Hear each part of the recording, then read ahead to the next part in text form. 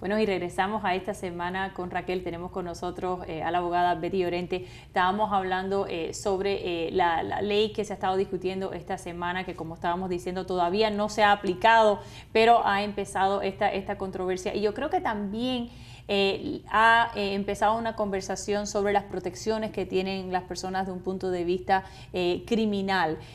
¿Cuántos derechos tienen? Una cosa que mencionaste antes de la pausa fue que se nos están limitando los derechos.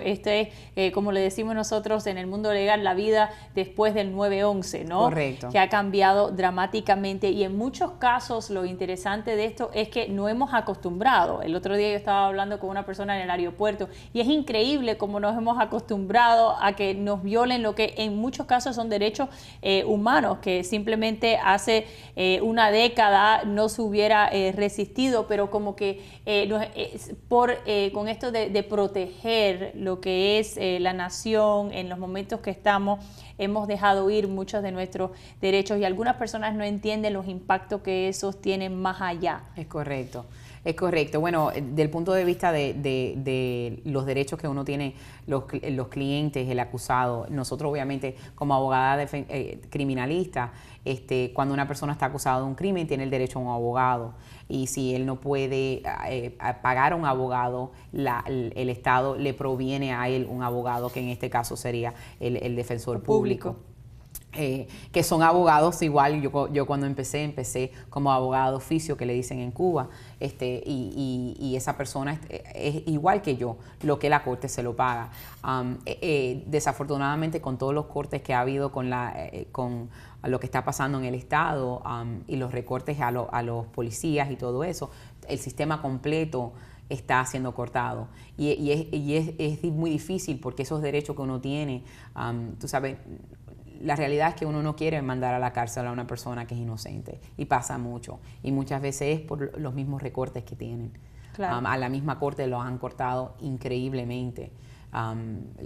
Es importante que tú sabes que las personas estén educadas en el cuanto que cuando estén cortando esos departamentos, sobre todo los de la corte, también están cortando los mismos derechos que uno tiene, el derecho a poder tener un abogado. Claro. Y nosotros hemos tenido con nosotros a Carlos Martínez a hablar sobre este tema, y una de las cosas que él explicó es que se le ha reducido la hiplomanía, pero a la misma vez se van incrementando los casos.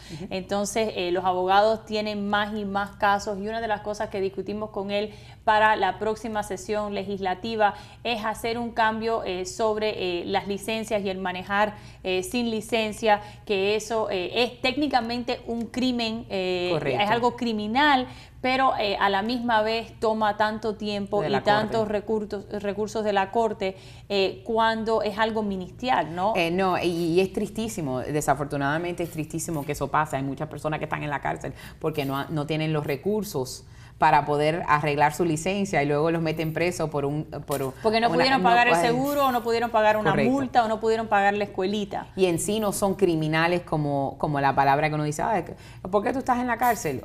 Uno dice, yo maté a alguien, ¿por qué? No tengo la licencia válida. No es que uno está minimizando, pero cuando lo comparas de un crimen a otro, sí es algo muy ministerio.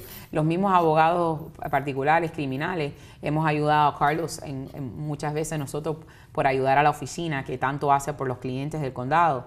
Los abogados particulares, sobre todo mi organización, a cual yo pertenezco, hemos tomado casos de la oficina de Carlos para ayudar al volumen que tienen.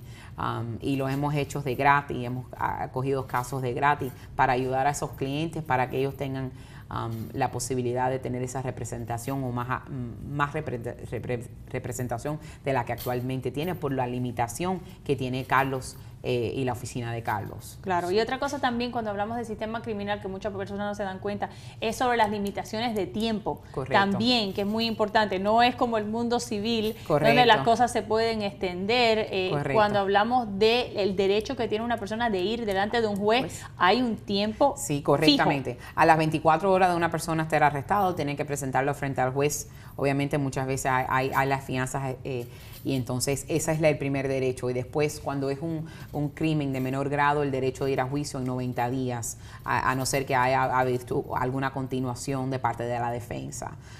O si es una felonía, y estamos hablando en lo que son casos estatales, no casos federales, para limitar. Y si es una felonía, en 180 días, y se extienden por el tiempo, porque la fiscal tiene el derecho de darle toda la evidencia a la defensa, y luego cuando es, por ejemplo, un caso de felonía, la defensa tiene el derecho de tomar las declaraciones jurídicas, investigar el caso, y entonces después ir al juicio. Los casos como tal se arreglan de dos maneras: de la manera de ir a juicio y pelear el caso, y que el jurado del público, ¿no?, que son normalmente 6 a 12, depende del tipo de caso que sea, determina si eres culpable o no, o llegar a algún acuerdo con la fiscalía en el cual a lo mejor te ofrecen algo menos de lo que es la pena actual por el crimen.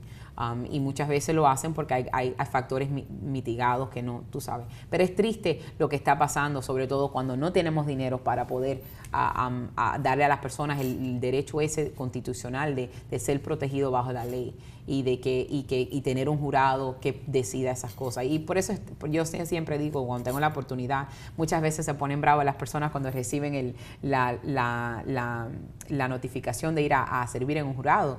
Y eso es quizás una de las cosas. Imagínate si tu familiar fuera acusado de un crimen. Tú quisieras que esa persona que fuera al jurado oyera el caso y forzaría que el fiscal que pruebe que esa persona es culpable. Hay muchas personas que han sido mandados a la pena de muerte, y después se ha determinado que el DNA, que ya eran inocentes, pero ya los matamos. Claro. El mismo gobierno los mató, y desafortunadamente años después se decidieron que eran inocentes. Uno de los casos, una de las cosas en Tallahassee que se aprobó fue el dinero que le tuvo que pagar el estado de la Florida a un señor que se pasó 27 años Correcto. en la prisión, que después se encontró con la prueba de DNA.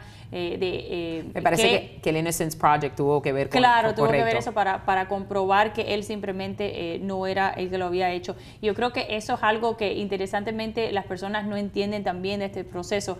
Ven los programas de televisor y piensan que todos los casos criminales ya entra el departamento de CSI, y que todo esto se aprueba inmediatamente. No entienden lo complejo que son en estas cosas, y que en muchos casos esa evidencia no existe, o las personas no tienen la manera de pagar que se haga ese tipo de evidencia. O no existe. Hay veces que tú oyes los cuentos y tú dices, no puede ser, y pasa mucho. Desafortunadamente, el estado de la Florida es uno de los, me parece que son 2 o 3 estados en el cual la misma pena de muerte, la recomendación de pena de muerte no tiene que ser no tiene que ser completa, vamos a decir, hay unánime, hay 2 fases. Está la fase de la culpabilidad, determinar si la persona es culpable del crimen, y después la otra fase que el jurado recomienda al juez que dictamine si le van a dar la pena de muerte o le dan vida, cadena perpetua en cárcel de por vida, y el jurado recomienda, después el juez determina. Hay muchos estados, la mayoría de los estados requiere que si le van a dar la pena de muerte tiene que ser unánime, esos 2 personas tienen que determinar que en sí es así, y la Florida es uno de los pocos estados que no requiere eso, y se ha visto los casos, muchas personas en el cual la Florida ha mandado a la persona, le ha dado la pena de muerte, y la persona ha sido inocente. Y es desafortunadamente, porque los que sufren son los familiares y la misma persona que le costó la vida. Y es importante, yo creo que, tú sabes, muchas personas dicen, bueno, porque tú eres criminalista, tú estás de acuerdo con el crimen. No, uno no está de acuerdo con el crimen. Lo que uno sí está de acuerdo es con el proceso. Y yo represento a muchas personas que están acusadas criminalmente. Yo represento a muchas personas que en sí son inocentes. Representaba a personas que por la publicidad, alguien quiere una publicidad y acusa a una persona. He representado a muchas personas, hombres, mujeres que están en una relación y saben que le van a dar un stay de inmigración si tienen un caso de violencia doméstica, y luego después acusan al marido de violencia doméstica para quedarse en el país. Para quedarse en el país. Y se usa mucho y se abusa mucho el sistema. Y es importante, yo te pudiera decir que la mayoría de los casos que yo he tenido de violencia doméstica han sido casos de personas que nos han acusado. No, mi marido me mató, la razón es que la persona quiere los papeles.